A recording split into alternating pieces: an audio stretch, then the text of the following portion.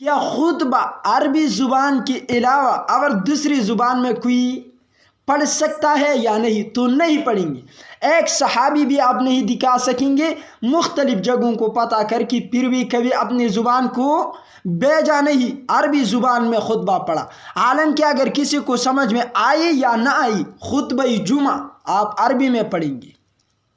मसला ये आप अरबी में ही पढ़ेंगे, किसी को समझ आए या नहीं। फिर निकाह का खुतबा कैसे समझ में आती है? आप मुझे बताएं।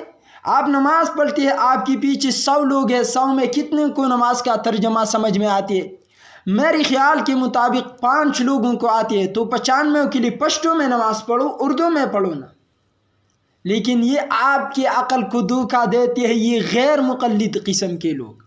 इनका समझ इस बात पे बंद है कि भाई ये समझने और न समझने की बात नहीं है, ये बात है इस्लामी मज़हब की।